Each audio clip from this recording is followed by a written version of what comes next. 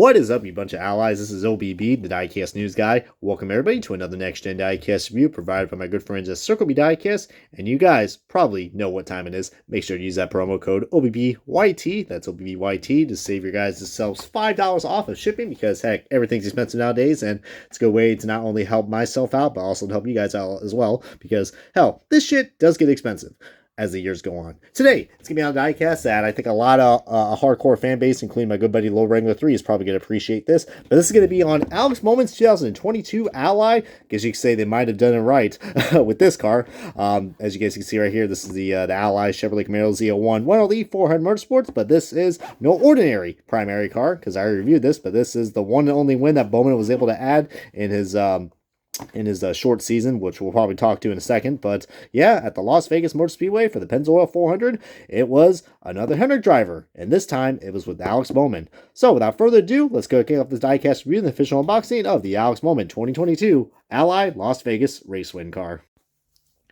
And alrighty, guys, we got this diecast out of its box, and boy, if you guys like black and yellow and confetti, then this is probably the best diecast for you. But as you guys see right here, this is basically the primary Ally scheme that Alex Bowman drove for the 2022 NASCAR Cup Series season. And as you can see, this car is just completely just covered in black and yellow confetti, courtesy of Pennzoil, because this was the Pennzoil 400. I think it was like the second year in a row, actually, as well, because you guys remember Kyle Larson, your 2021 Cup Series champion, was able to win this race from that year. But Alex Bowman was able to get it done, guys, and I think he made like a really cool, gutsy strategy call with him and his team and his crew chief, and they were able to pull it off with just a two-tire pit stop, and they were able to get the upper run. And heck, it was mostly a good battle towards the end. I think it was like mostly side-by-side racing, because hence this was the first time we had it, the next gen car on a intermediate track.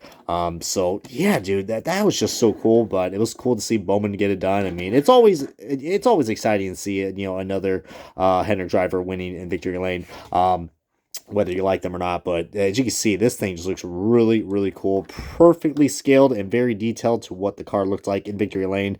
I know we criticize Lionel Racing a lot, but you have to admit what they do on these diecasts is really cool. Even though I know there's a lot of people are saying, man, I wish they did this too. There's only 2 times they've done this, and I might actually have to review those cars to show you guys. I'm not bullshitting you guys. With the Race Win diecast, there was only 2 times, and they were both Dale Jr. wins. I think it was like the Daytona Coke Zero Sugar win and the Dale Jr. Talladega win. The windshields were covered in confetti. I don't know why. I wish we got a reason for that, but I would love to see the confetti that it even covers up the windshields. If they could do it for the 124 guys, I don't see why they can't do it for a 164. But like I said, there's only 2 times that has happened. But regardless, not, guys. I mean, this is probably the first time I will have to say that the confetti does not actually match well with the car, but it really does stick out like a sore thumb. Or if you're really blind, this probably looks like a weird, fucked up moss. Be like, hey, I don't want that shit growing in my backyard. But you guys see right here, I mean, yeah, this is pretty much I guess you say I'm not going to say it is like the best paint scheme ever for Alex Bowman. I mean, I absolutely do love his 2023 cars, actually. But the main reason why I do not like this 2022 car is because it kind of has like a yellowish tint to it, you know what I mean? Because I think here's the actual car I'm showing you guys right here. It has like a cream white. So same thing with the original car. Apparently the NASCAR Authentics version is actually more accurate. But then here it's like more yellowish. But we'll get into the side-by-side comparison of that car in a second.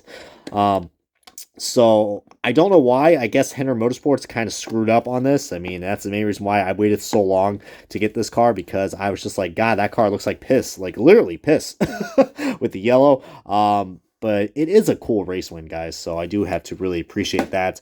As we're looking at these fine details, there's a nice dirt and specs, and all the confetti right there, really nice, and all the bright, beautiful colors that Ally has to offer. Look at that; there's even wedged in between where those hood crevices are. Really interesting. But you definitely see where all the almost looks like chicken pox of confetti, and you see it's all piled up. All that shit is everywhere, but we can clearly see the 48 and the Ally.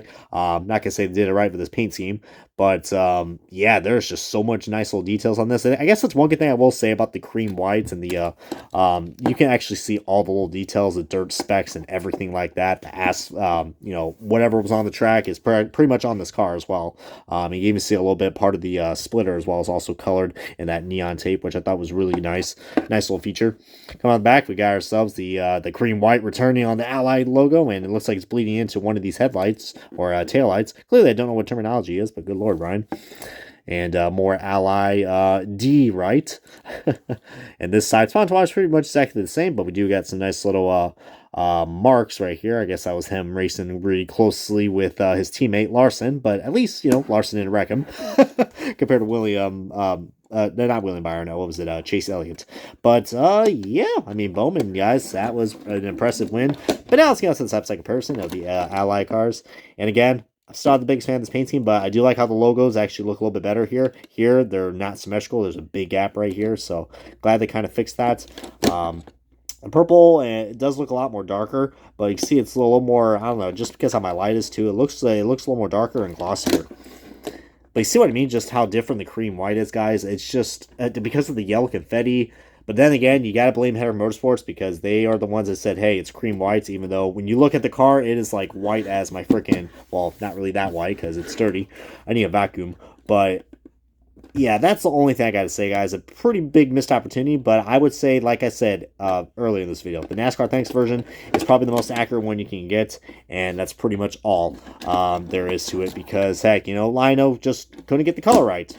That, or like I said, whether it's Lionel or Header Motorsports, they really butchered this car, but at least, this is only one and done paint scheme that Bowman wanted. I mean, unfortunately, he probably could have had more opportunities to win, but he just wasn't really consistent, and plus he got injured later on in the year for concussion-like symptoms. But I'm glad to hear, he's, back racing full-time. It felt really cool seeing Bowman at Daytona early this year. But feel free to post your comments, thoughts below. What do you guys think about this car? Are you guys pretty bugged out about this car with the white situation, or you're probably still going to get it because, heck, I know the Bowman fans are still going to get this regardless because it does make sense after all. And by the way, he is not a hack, y'all. But anyways, that's going to wrap up the diecast review of the Alex Bowman 2022 Ally. Maybe they actually did it right for once. Las Vegas race win Chevrolet Camaro ZL1 400 Motorsports. Kill my subscribe to Spin OBB. I'm going to go ahead and do something right for once, and I don't know. I'm going to go take a walk, y'all. So see you guys later.